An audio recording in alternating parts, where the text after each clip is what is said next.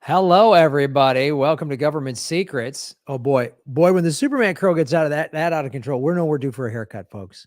Starts crawling in over the ears. I just look like a savage, like a hippie savage. So we're getting the new camera set up, which we got. That was taking me a little extra time this morning, but we finally got the better camera working. And I think I'm using this one ring light, but I think I need to use my bigger ring light. But hey, we're getting it. The sound is better than everything. We got the background, so it looks like. Oh, I got to take that PV thing off of there. The brand off of there. This is not an officially sanctioned political vigilante show. This is Government Secrets. All right. Thank you to everybody in the chat. Holly Horn and Blaze Saver Wolf are moderators. Thank you, everybody watching on my YouTube and on Lee Camp's YouTube. If you are watching for the first time on either my or Lee Camp's YouTube, make sure you go over to the other guy's YouTube and subscribe. Hit the like button. That always helps. And everybody watching on the Rockfin. We were having some problems at Rockfin. I don't know. I was trying to get it set up, but I don't know. Sometimes Rockfin is I don't know if it's being it's still listed as a draft. Oh, Rockfin. Sorry, let me go back there. I don't know why Rockfin is not streaming.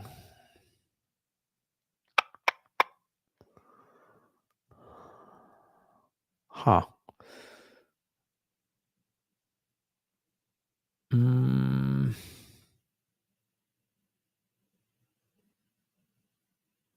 We're going to try Rockfin again. Sorry, everybody. I don't know why this is taking so long. Why Rockfin is just deciding to be difficult today. You know what you're doing, Rockfin?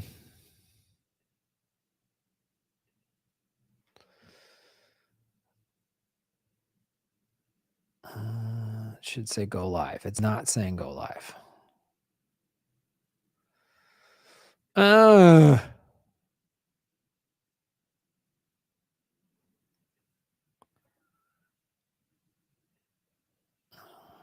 Keep. If this doesn't work, then there might just be a Rockfin free stream for some reason. It might not be happening on Rockfin if it's just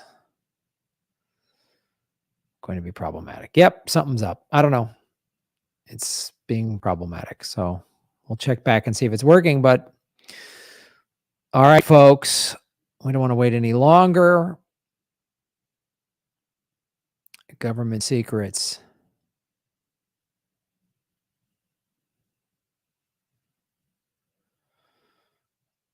All right, here we go.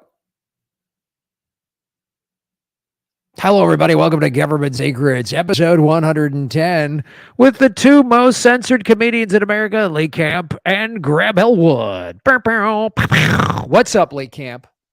Hey, man. I'd give this top 10 Superman curl. This is in your top 10 right now. It really is glory. I mean, it's really becoming like its own It peninsula. looks like it could catch someone's eye as they walked by. Like, well, that's like hook them like a fish, like a trout. Yeah, absolutely. That's the goal. I mean, this is a human hook. This is a fish hook for civilians. That's the whole goal of this. But yeah, so how are you doing, buddy? I'm doing all right. Yeah, I'm gonna go with all right. Hey, speaking of being the two most censored comedians in America, I am back. My podcast is back on Spotify because I renamed it and created a new podcast. So now, if you want my podcast on Spotify, it's called The Lee Camp Show because they have banned Moment of Clarity. So I've just created a new one. Wow. They've just flat out banned it. Yeah, same week as they banned my main YouTube channel and everything.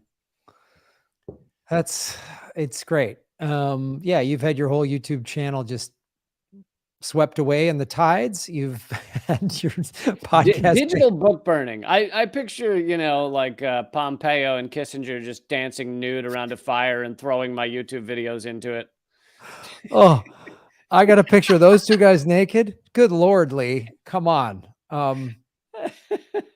Those guys naked. I mean, they probably do. Those two guys are into some creepy shit. You know that. You know that. Oh, absolutely. Yeah, I'm coming up February 1st will be 2 years of being demonetized for my show. So I'm still allowed to do it, but I can't make any money. And demonized, both. And flat out demonized. Just demon. I'm a demon. Demonized and demonetized. Yes, I am the demon of YouTube. I'm a YouTube demon. Yeah, I've had this guy in my show a couple of times, Houston Wade, that's like talks stocks and finance, and he has kind of a decent sized following. And both times my YouTube subscriber count went up. It like spiked because his audience came over to my show. And I think YouTube was like, "Whoa, what's going on?" Like it threw them for a loop. Have they unsubscribed people? There's been a little bit of that. They've caught a couple of them, but my numbers are closer to 74,000. So my favorite, I had a similar thing happen. My favorite example, I don't know if the algorithm fell asleep for a day or what happened, but so I was shadow banned on Facebook with 335,000 followers, and I could never gain again. I was getting 5,000 a week, and I could never gain again. But they would slowly trickle down. So over the next 6 years, from 2016 to 2022 or 2021 or something, they trickled down to 327,000. And then one day I put up a meme of Jeff Bezos about how he makes more in 1 second, literally a second, than the Bangladeshi garment worker who makes the t-shirt that you buy on Amazon makes in a year. Or maybe a year. It might be a month. I don't know, either a month or a year, but 1 second. And so I put that up there. It gets 80,000 shares, goes crazy viral. And my follower account, the algorithm was like, "Oh shit." And my follower account jumps back up to where it had been, 335,000. And then they proceeded to unfollow people, and it went back to 327 in 2 weeks or something. Like they were like, "Well, we'll get it. Well, it's a temporary slip up." Yeah. When they catch it, they're like, "Ah, ha, ha, ha." It's like the only way to make that happen is if you can have a bunch of those that sustain or something like that. Then some big person reposts you or something. That's the only way they can it's too big for them to pull back. Right. But the minute it stops, then they're always like, "Look, we got to get those. We got to get them. We can't let you find a way around it," and then they block that. Yeah. Yeah. Because they're filthy savages. Yeah. They're filthy savages. Filthy, truth-telling sons of bitches with their truth, always with their fucking truth. It's an annoying thing. I don't even know. At this point, I just keep doing what I do and keep trying to find different whatever platforms are posting to Instagram Reels seems to be pretty decent for me right now, knock on wood, in terms I post clips of this show. Our editor Joe does a great job of putting together these 60-second clips from this show, and a lot of those have done well for me on Instagram Reels. I don't know how they do really and they do okay on Facebook, but specifically my YouTube channel is just shut off. Yeah, it's just that's not going to happen. So that's not going to happen.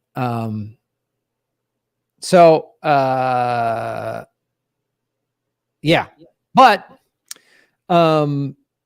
first week of March, folks, my new comedy special Manifest that will be out on the All Things Comedy YouTube channel, which is not being throttled. And that's where I can get a lot of views, is if I put it on somebody else's thing. They just. I'm glad you didn't title it Epstein. The name of my comedy special is Epstein's JFK Epstein, Maxwell. JFK killed Epstein. Uh, JFK killed Epstein, and Maxwell runs QAnon. I'm just going to put that in as my title. But we have a fantabulous show.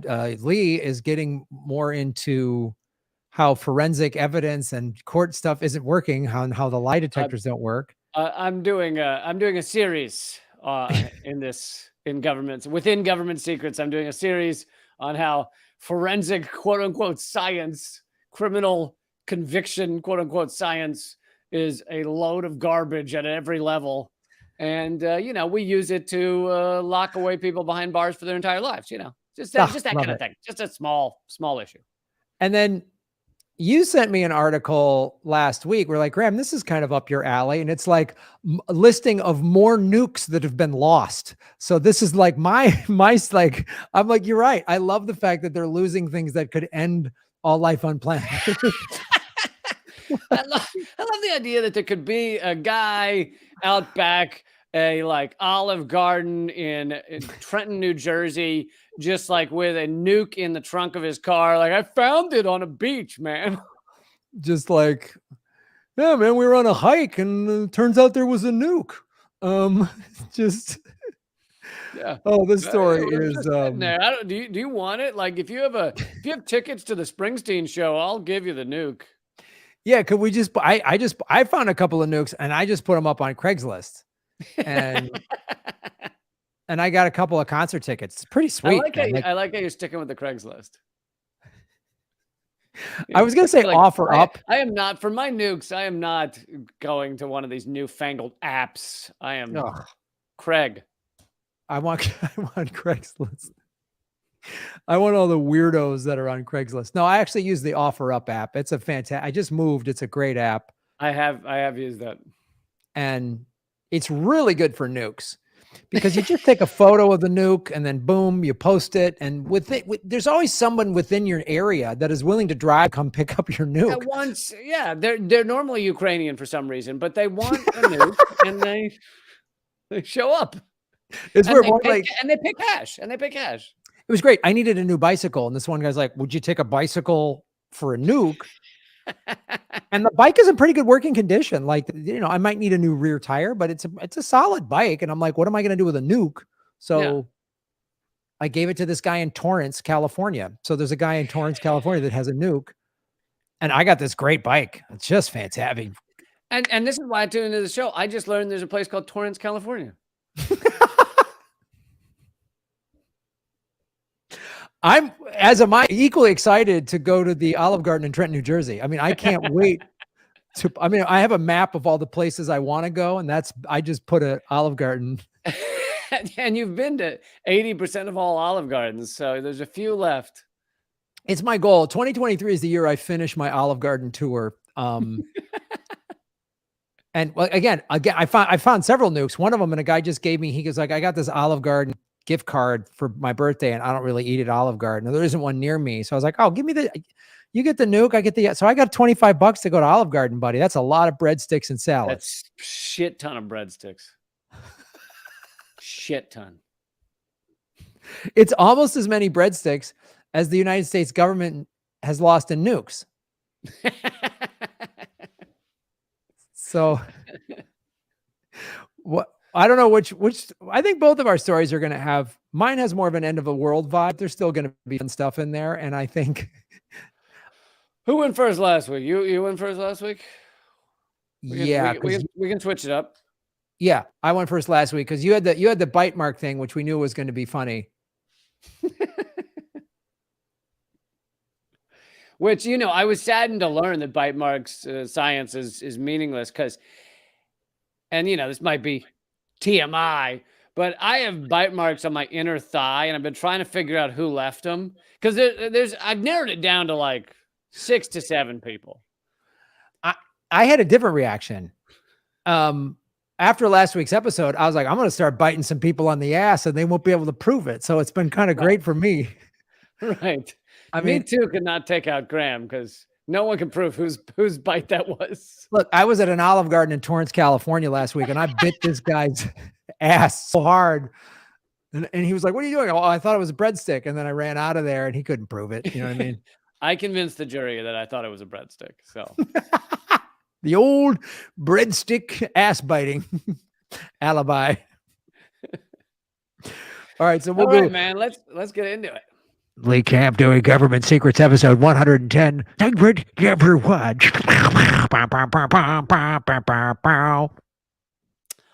I'm trying to remember. I have little bits from multiple articles, and I'm trying to remember which one I want to.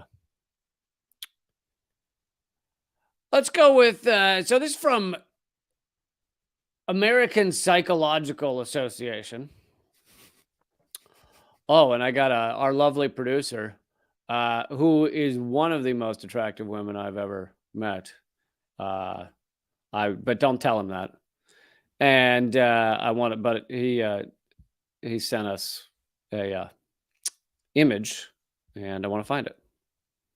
Is he sending you drag photos? Is that what's going on? You know, I don't necessarily want to talk about it. You brought it up. Wait a minute. You gotta get to just say he's one of the most attractive women out there, and then go, whoa, Graham, you're crossing a line. You can't just like throw that out there. Graham, I'm really offended that you are talking about this right now. I'm really offended that you're referencing a thing that I brought up. That really is bothering me. All right, there's the first image. Anyway, so this is from the American Psychological Association, which I feel like, I'm not saying they get everything right, but they tend to know something about humans. They know they know the American. Let's put this in writing, folks. The American Psychology Association seems to know something about humans. Boy, that is right up there with Estonia is near something. That is the. Yep. Which we had fans in Estonia email us and say we nailed it. It is actually. Yes. No, that was breaking news. We uncovered that on this show. This is the first show to say that Estonia is near something. And now we're going to say that the APA knows something about human beings. So the instrument, and by the way, I'll just lead with this. Lie detectors they've been used in court. I'll talk about that in a minute, but for the most part. However, they've been used to get countless confessions out of people. Many of them were like not legitimate confessions, like a young kid pressured into confessing to things they didn't do because the cops told them, oh, we have the proof and you just have to, and we'll let you go if you say you did it, and shit like that. So many lives destroyed from lie detectors. Now, some of these people confessed and they did it, but whatever the crime may be. But, a lot of our crimes are bullshit also. Anyway, the instrument typically used to conduct polygraph tests consists of a physiological recorder that assesses 3 indicators of autonomic arousal: heart rate or blood pressure, respiration, and skin conductivity, meaning how sweaty you are, which increases the conductivity. Most examiners today use computerized recording systems. Rate and depth of respiration are measured by pneumographs wrapped around a subject's chest. Cardiovascular activity is assessed by blood pressure cuff. Skin conductivity is measured through electrodes attached to the subject's fingertips. The accuracy, again, this is the American Psychological Association, the accuracy and validity of polygraph testing has long been controversial. An underlying problem is theoretical. There is no evidence that any pattern of physiological reactions is unique to deception. Seems like that might be important. An honest person may be nervous when answering truthfully, and a dishonest person may be non-anxious while answering untruthfully. So here is the American Psychological Association saying there's no evidence that we have any pattern of physiological body, biological response to just deceiving someone. So that's the end of the lie detector right there. Like, if we have no proof that you definitely sweat or your heartbeat definitely goes up when you deceive someone, then you cannot have a functional lie detector. So, like, that, to me, that's the beginning and end of the whole story. Like, fucking shut it down. Shut it down. Right. We've kept doing this for years and years. There are a few good studies that validate the ability of polygraph procedures to detect deception. There are few good studies, meaning not many. As Dr. Sachs and Israeli psychologist Gershon Ben Shahar noted in 1999, it may in fact be impossible to conduct a proper validity study. In real-world situations, it's very difficult to know what the truth is.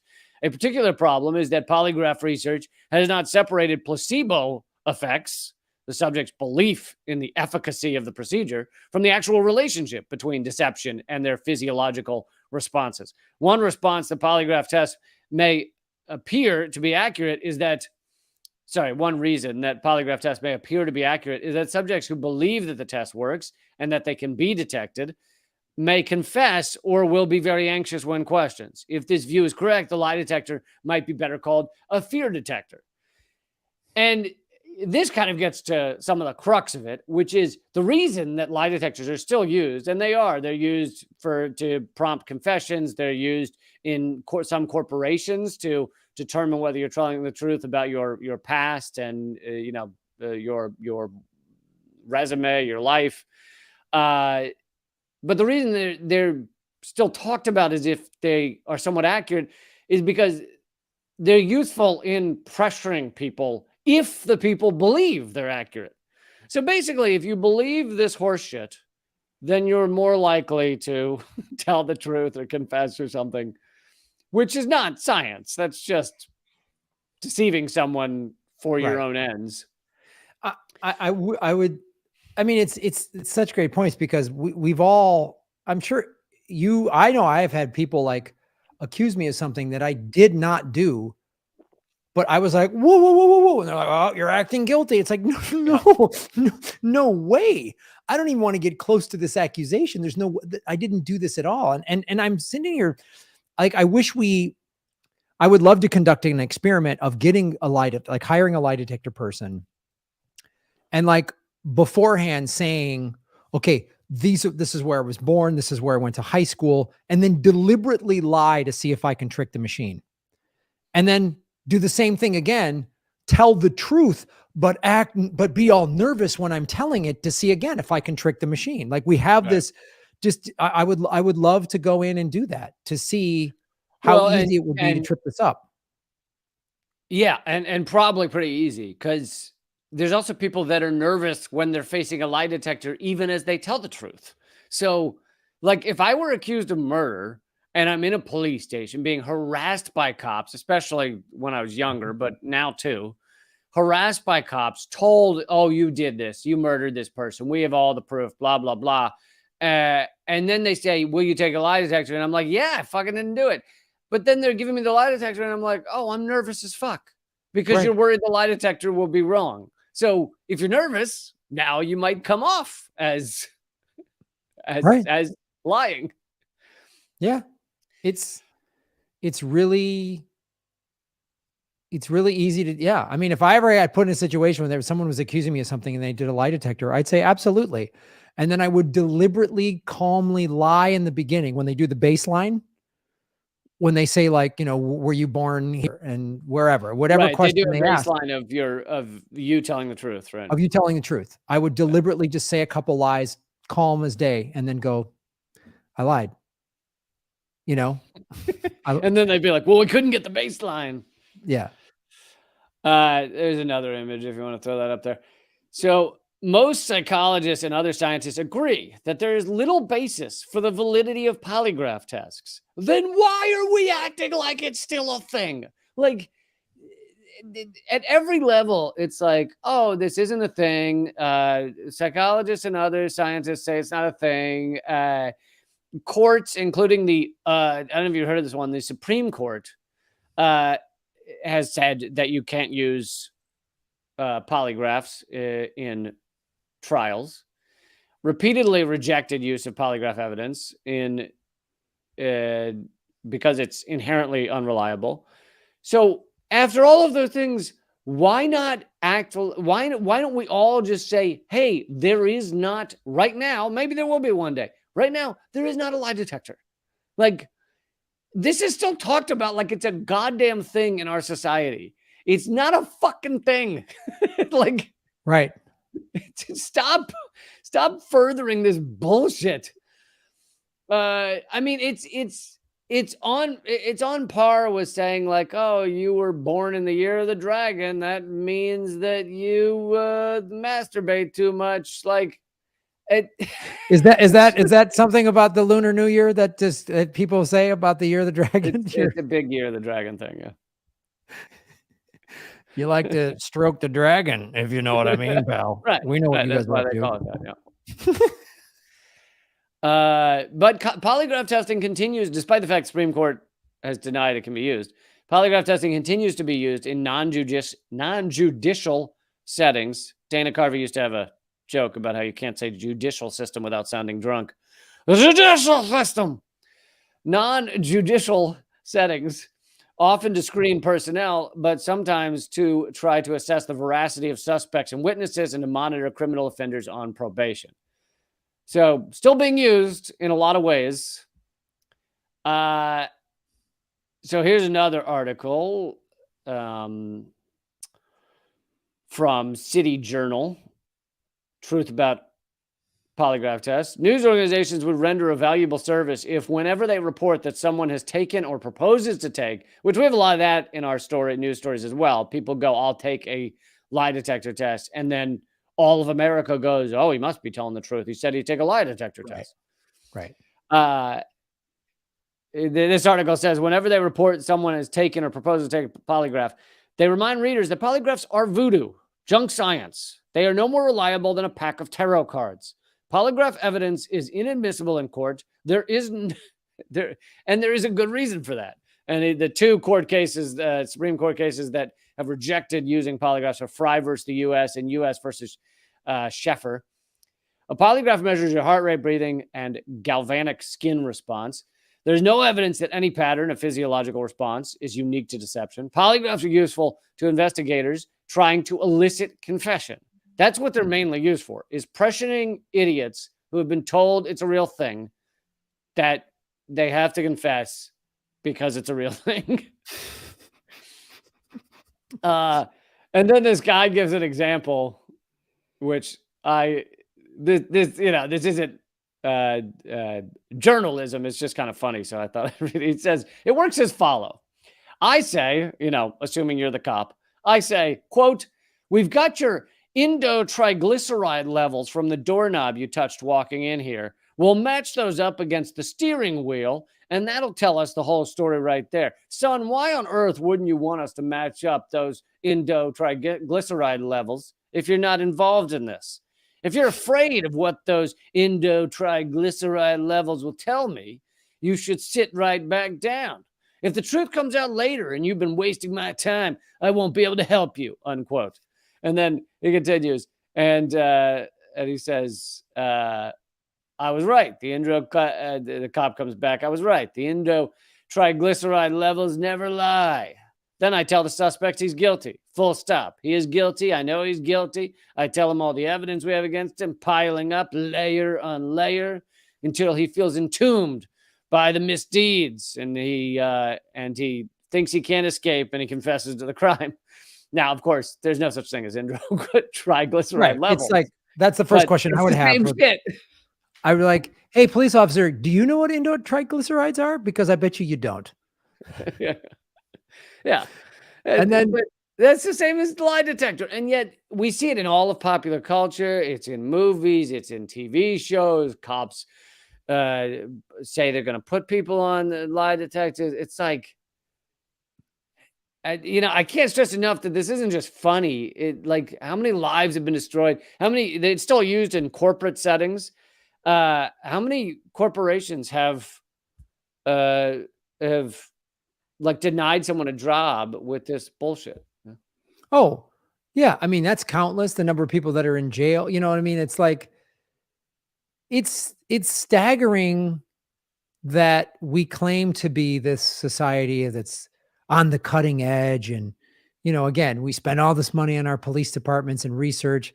We don't spend money on actually getting it right. We just spend money on militarized equipment and, riot gear and whatever else, rather than like having somebody know these polygraphs are never used. We can't use them ever. Like, it's just bad. So It's And this is the last article I'll give everyone. This is from an academic journal, which also mentions at the beginning that in 1983, U.S. President Reagan issued the National Security Decision Directive 84, which authorized all federal agencies to use polygraphs to test if any of their employees had leaked classified information. Following widespread protest and probably someone walking into Reagan's office and going, so, sir, those are bullshit. He then retracted the directive less than 3 months later. The polygraph was initially heralded by its proponents as a triumph of science and something that was capable of transforming criminal investigations. However, it has severely struggled to live up to its expectations. In 2003, the most extensive review of the scientific evidence of the polygraph to date was published by the U.S. National Research Council, NRC, at the request of the Department of Energy, which was mainly concerned with the use of polygraph for personal security screening.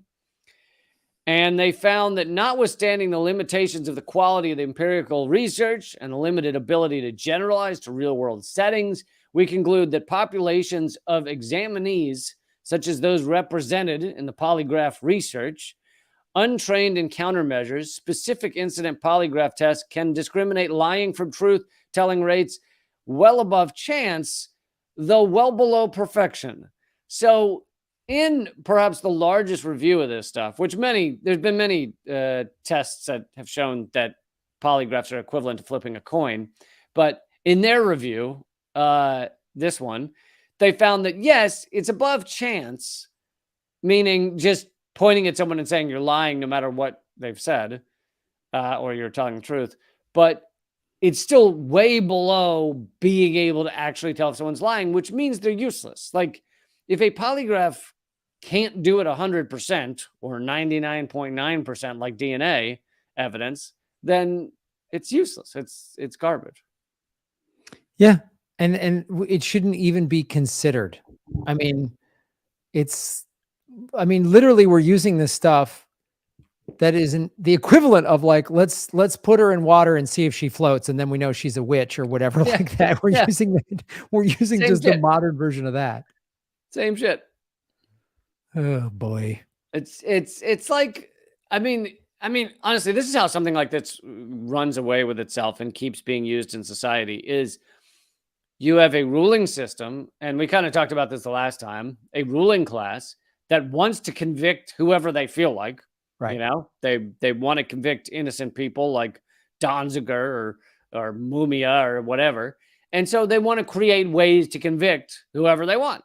Now, sure, sometimes their ways are used on guilty people, you know, a murderer who actually murdered someone. But often, many times, it's used on someone who's innocent. Doesn't really matter to them. They're the ruling class. If they were not convicted, if they were found to have, you know, if they were charged or whatever with murder, they're going to get out of it through a million different legal proceedings. So it comes down to we're the ruling class and we want to convict who we want to convict. Yeah. And that you make a great point. That's the whole goal of much of this is just to give average people the illusion that there's this court system and fair and it's justice, you know, justice is blind, but really they implement all these things. And the same thing with the Constitution. We've talked like, you know, it's meant to be like, oh, we're all free. No, the Constitution was written by rich, you know, male landowners that wanted to, you know, protect their power, but give people the illusion of freedom of choice. And we want to give you the illusion that, hey, everybody gets their day in court. Everyone gets a fair trial. Just we'll put these little things in there that we can just intermittently don't use to get whoever we want found guilty. And it's that simple. I mean, and now with the private prison complex, I mean, it's probably like, yeah, keep the lie detectors in the rotation out there, because that really gets our numbers up for the private prisons, and that's what we need because there's good money in that. I mean, as with when our cops, so many of them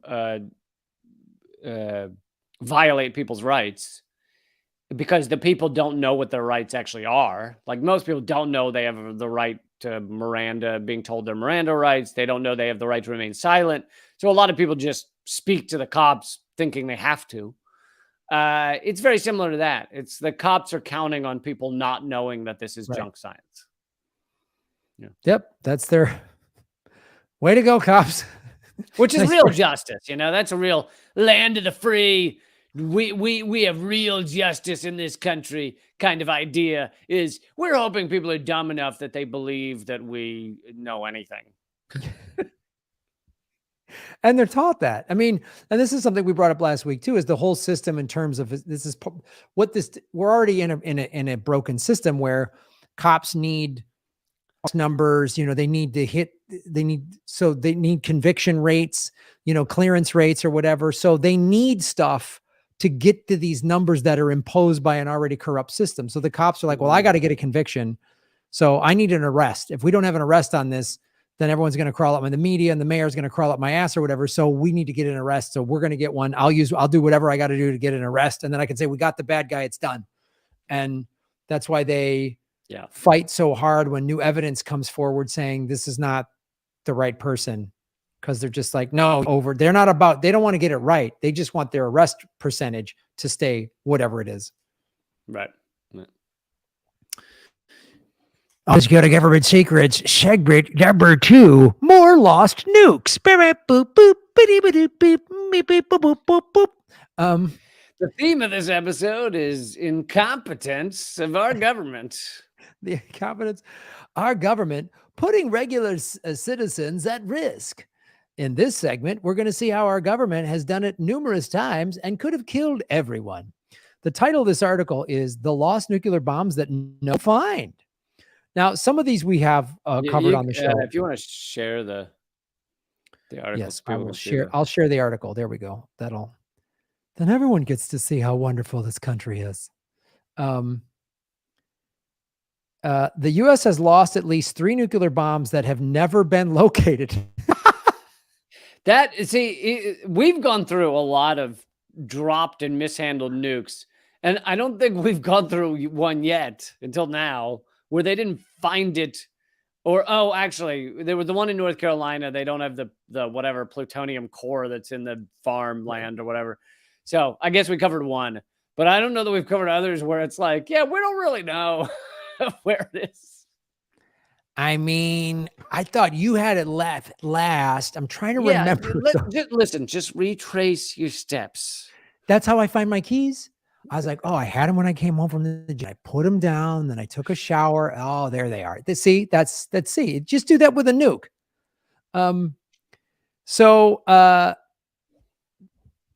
How did this happen? Where could they be? And will we ever find them? This is a great question this journalist asked. Will we find these lost nukes? And if we don't, what's the worst that can happen, Lee? I think Olive Garden's going to suffer.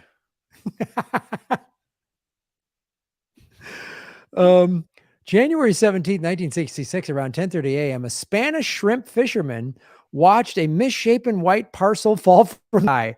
That's not disconcerting at all, Lee. It's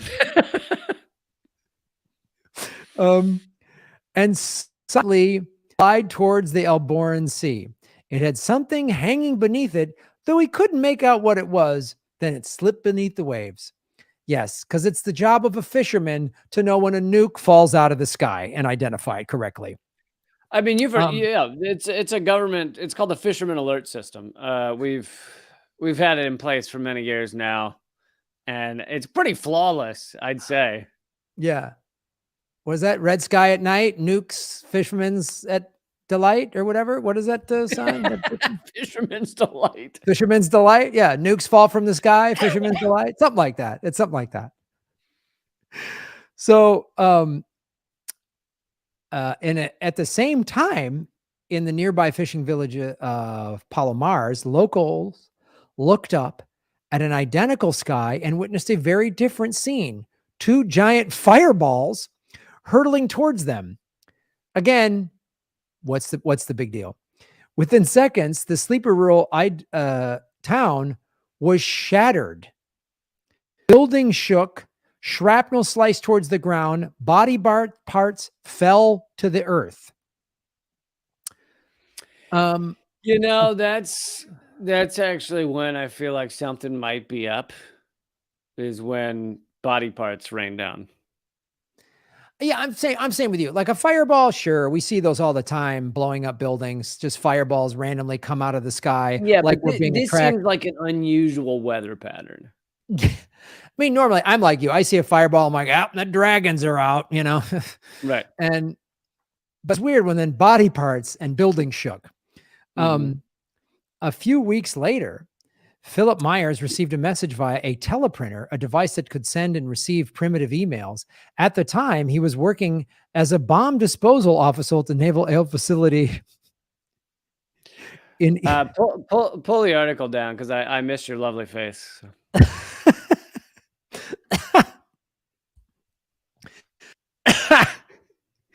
He was working at a bomb disposal facility, who apparently in the guidebook was just like, just fucking drop them from the sky at some fisherman. Who gives a shit? I guess that's what the policy was. Just, eh. So, Of these body parts that rained down, do they know whether it was consensual?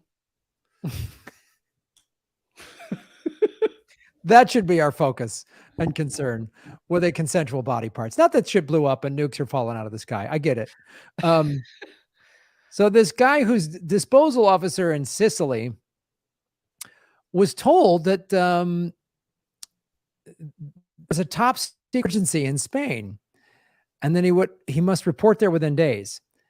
The mission was not as covert as the military had hoped. Oh man, it's like you can't drop bombs out of the sky on human beings and everybody doesn't run their mouth. Not as covert as we had hoped is one of the best euphemisms I have ever heard for body parts and explosions raining down on people. And it's just like, doesn't it sum up the United States military? That wasn't as covert as we hoped. Oof. Yikes.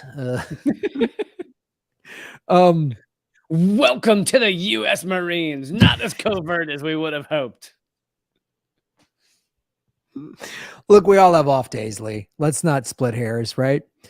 It was not a surprise to be called, says Myers. Even the public knew what was going on when he attended a dinner party that evening. So after hellfire rains from the sky and dead bodies, time for a cocktail party. Well, look, I'm not gonna miss the dinner. This has been planned for weeks. Okay, Right. I RSVP'd to this. I just got my tux back from the cleaners, and now I'm supposed to run off about some fishing village on fire. Come on. I mean, they're going to have really good hors d'oeuvres.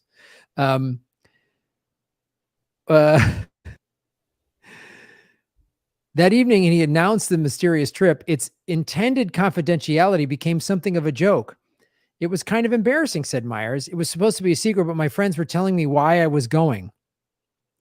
I'm sure the people in that village thought it was funny.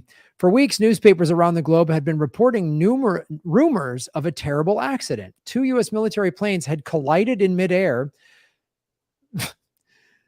scattering 4 B-28 thermonuclear bombs across the Palomares.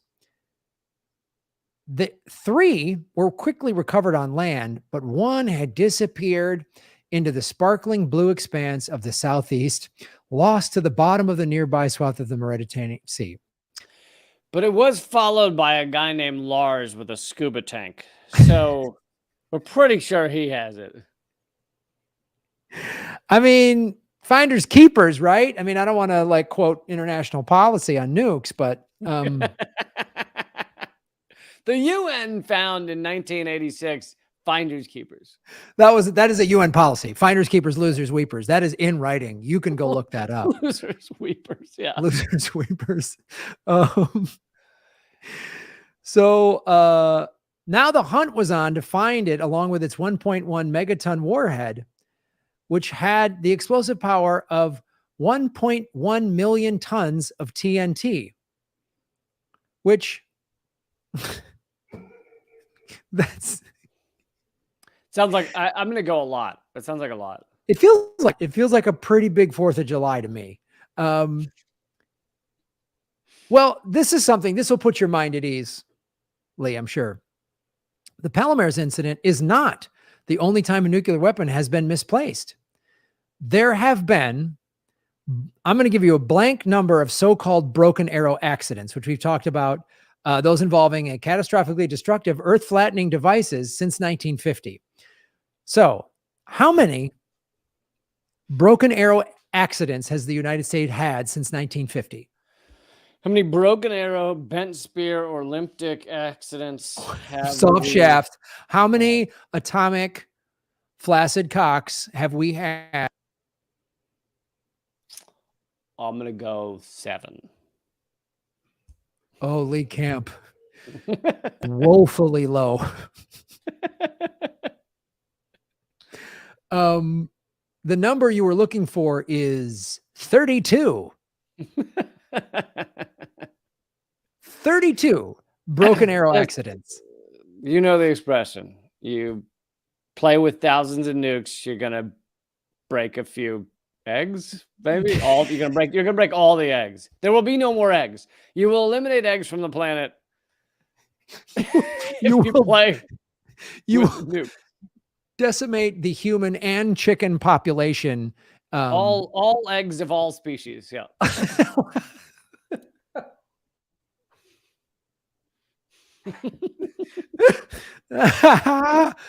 Oh. This is something that's going to sound more comforting. Well, first of all, 3 U.S. bombs have gone missing altogether, and they're still out there to this day, lurking in swamps, fields, and oceans across the planet. Here's some more good news, because that number of 32 that I gave you, that's just America's lost nukes. We mostly know about the American cases, says Jeffrey Lewis of the East Asia Non-Proliferation Program at the James Martin Center for Non-Proliferation Studies in California. He explains that the full list only emerged when a summary prepared by the U.S. Department of Defense was declassified in the 1980s. Many occurred during the Cold War when the nation tethered on the precipice of mutually assured destruction with the Soviet Union, and consequently kept airplanes armed with nuclear weapons in the sky at all times from 1960 to 1968 in an operation known as Chrome Dome. Right. That was the idea that if we always have a jet in the air with nukes, then even if Russia were to bomb every city in America, there would still be a jet out there with nukes. Yeah, which is great. So the 32, that's what we know about the United States. But we quote, this guy says, we really don't know anything about the United Kingdom or France or Russia or China. So I don't think we have anything. Or let me add, Israel, that is absolutely a nuclear power and yet pretends they're not. Right. Sure. The Soviet Union's nuclear past is particularly murky. It had amassed a stockpile of roughly 45,000 nuclear weapons as of 1986. There are known cases where the country lost nuclear bombs and have never been retrieved. But unlike with the U.S. incidents, they all occurred on submarines, and the locations are known if inaccessible. I think Yeltsin sold one of the nukes for, it was like a half jar of bourbon, I think. Yeah, I remember that. I remember the bourbon for nukes plan that Yeltsin had. That was his bourbon. And he would say, I'm Yeltsin, bourbon for nukes. And then like it would, an 800 number would flash on the screen. Yeah. It's fantastic. The bourbon for nukes. So, I mean, if that doesn't put your mind at ease, so there's 32. There's I'm at ease, man. I'm at ease. Totally. So 3 still missing American nukes is enough to like destroy the planet. But let's sprinkle in a couple more from Russia and China, maybe the UK or Israel or France or whatever.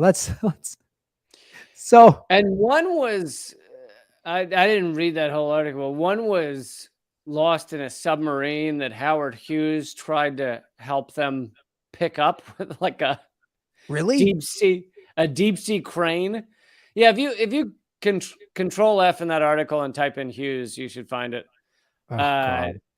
But Howard Hughes, the famous, he created his own airline, very rich man. He's like an Elon Musk of his time in some ways, but he suddenly developed an extreme interest in deep sea diving, and he just wanted to fund deep sea diving programs. Turns out it was actually him helping the US government to try and retrieve a submarine that when they tried to actually pick it up, like with one, like a giant version of that arcade game with the claw that picks up the stuffed animals.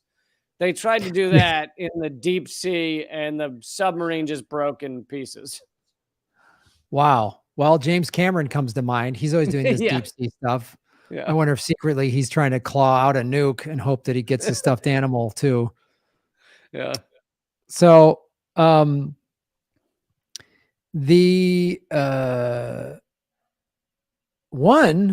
this is another, this article goes on and on. It's like April 8th, 1970, when a fire started spreading through air conditioning system of a Soviet K-8 powered submarine while it was diving in the Bay of Biscay, a treacherous stretch of water in the northeastern Atlantic Ocean of the coast off of Spain and France, which is notorious for violent storms and where many vessels have met their end. It had 4 nuclear torpedoes on board, and when it promptly sank, it took its radioactive cargo with it. However, lost vessels don't always stay where they're at. In 1968, a Soviet K-129 mysteriously sank in the Pacific Ocean northwest of Hawaii, along with 3 nuclear missiles. The U.S. soon found out and decided to mount a secret attempt to retrieve these nuclear prize, which was really a pretty crazy story in and of itself. I think this is the Howard Hughes one. The eccentric American billionaire Howard Hughes, famous for a band of his broad spectrum of activity. Yeah, this is what you're talking about. He wasn't deep sea mining. He was actually looking for sunken Soviet nukes. Right. The U.S. government didn't want to reveal that that's what they were doing. So Yes. they had him pretend he was into deep sea mining. He's into deep sea, and it was called Project Azorian. And it, as you said, it didn't work. The submarine broke up as it was being lifted. And so those nuclear weapons would have fallen back to the seafloor. Some people think the weapons remain there to this day, trapped in the rusting bomb, though others believe they were eventually recovered. Like every now and then there's reports that the lost nukes have been found, but nobody really knows. So back to the Palomars, right? So when Myers, the guy's job it is to clean up, spilled nukes, the Spanish village where a B-50 bomber came down in 1966, the authorities were still for the missing nuclear bomb. Each night, his team slept in tents in the village, which were freezing and damp. It was just like an English winter, he says. During the day, they did very little. It was a waiting game. It's a standard military thing, hurry up and wait. We had to rush all over and then did nothing for 2 weeks. And then after that, the undersea exploration became very serious. The search team enlisted the help of two ingenious inventions. One was an obscure theorem from the 18th century invented by a Presbyterian minister turned amateur mathematician, which helps people to use information about past occurrences to calculate the probability of them happening again. They use the technique of Bayesian interference to decide where to look for the bomb and to help them search in the most efficient way possible.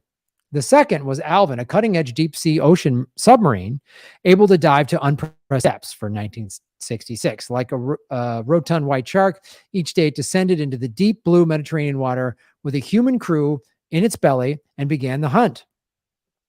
On March 1st, 1966, the sub spotted something, a track made by a bomb when it first hit the seabed. Later images revealed an eerie scene.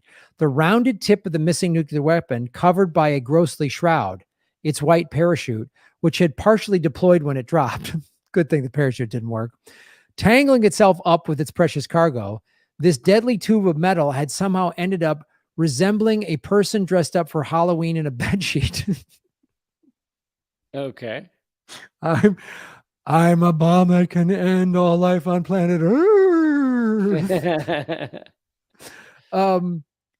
So they found it, and now they had to get off the ocean floor. It was currently at 2,850 feet deep. They improvised a kind of fishing line out of a few thousand feet of heavy-duty nylon rope and a metal hook. The idea was to latch onto the device and pull it up until it was close enough to the surface that a diver could go down and secure it more thoroughly. That was the plan. Lee, yes or no? Did it work? Swimmingly. Oh, wrong again, pal. Didn't work. Man, I am sucking today.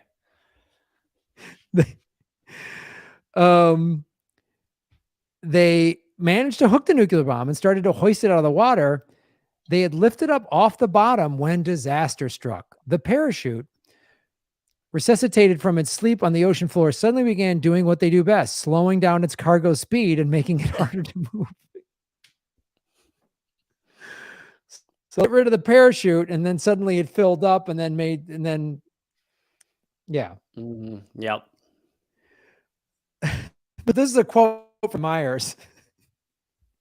Do you realize that parachutes work just as well in water as they do on land? Question mark.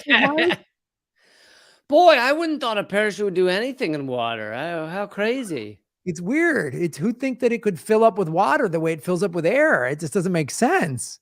The parachute was pulling so hard on the line that the line they were using to pull the nuke off the floor of the ocean snapped, sending the nuke back down to the bottom. And this time, it like all of these things they're doing to try and retrieve nukes could set off the nukes. Right. Could have made it worse. But the good news is then when the line snapped, the nuke went down deeper than it was before. Nice. With the bomb now less accessible than ever, his improvised line wouldn't be long enough to catch up. So the task was handed over to another team. A month later, they used a different kind of robotic submarine, a cable-controlled underwater vehicle, to grab the bomb by its parachute directly. Hey, who'd have thought of that? And haul it up. It had shifted in its casing, so it couldn't be disarmed the usual way. Oh, that's good news. The officers instead had to cut into the nuclear weapon. It would have been kind of nerve-wracking to drill a hole in a hydrogen bomb, says Myers. Boy, this is the captain of understatement. This Myers guy is really just... They did it, and they apparently that worked. Eddie, we need you to drill into this nuclear bomb. I've only been here 3 days, sir. You'll be great. You go do that. We're gonna be behind this metal shed. Eddie, you don't have any wife or kids? Nope, single, sir. Boy, that's our guy. You get out there, friend, and there's an extra, $100 in your pay envelope next week, pal. If you get this done right. $200 if you blow yourself up in the process. Yeah, that goes right to your dear sweet mom. So that's the story that is still not over of missing nukes. There you go, folks. So they're out there. If anyone wants one, get on it. Check out Graham's Craigslist postings.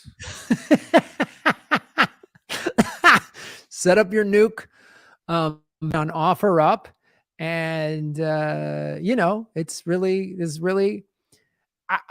this show always helps me anytime I'm like, can we trust our leaders in the government and the military?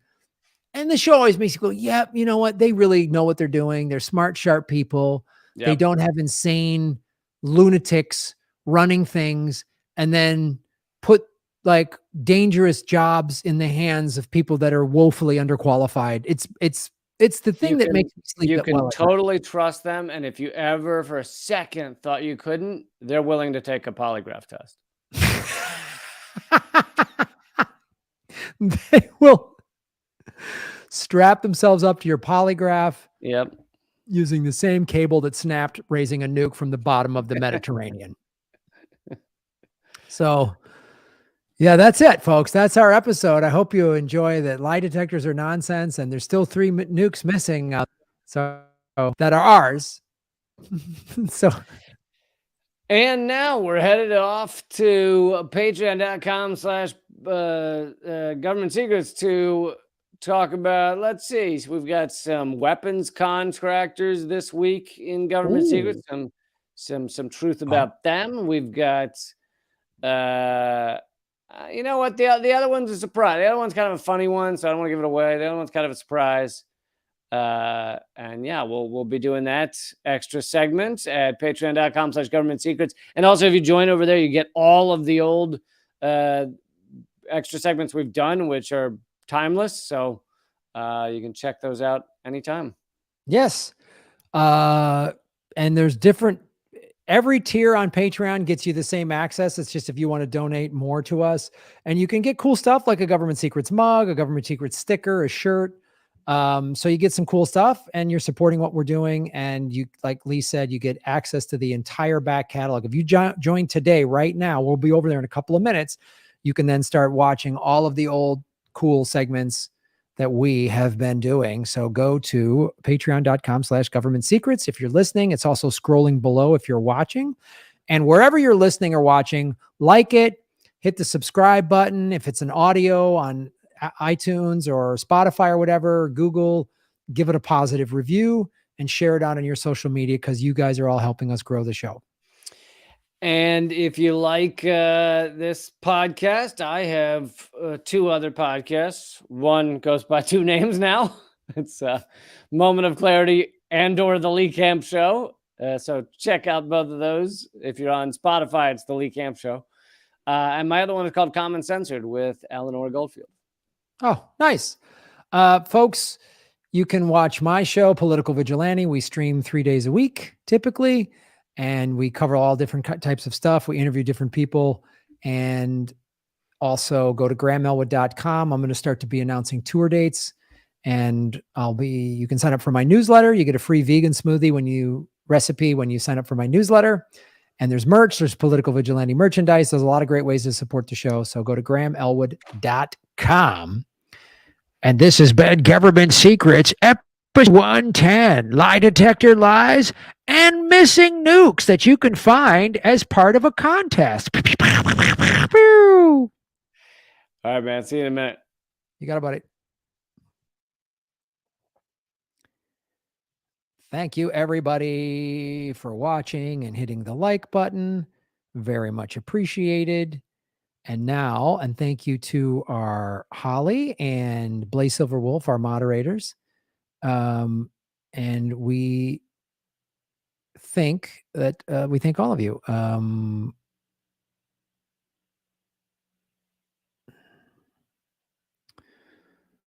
And this is the article. This was the article that was in there that I was referring to. I'm putting that on the screen for the Lost Nukes. And everybody else.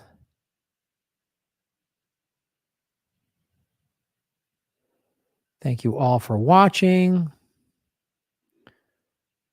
And this person that says Lee sold his soul to Putin, I'm going to put you in a timeout on the off chance you're serious. If you're joking, you'll be out of the timeout. Thank you, everybody, for supporting us.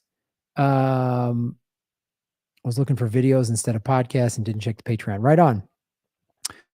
Over at patreon.com/government secrets, everybody. Thank you so much for watching, and we will see you next week. Thursdays, 11 a.m. Pacific, 2 o'clock Eastern time for Government Secrets. We'll see you over there soon. Shalom.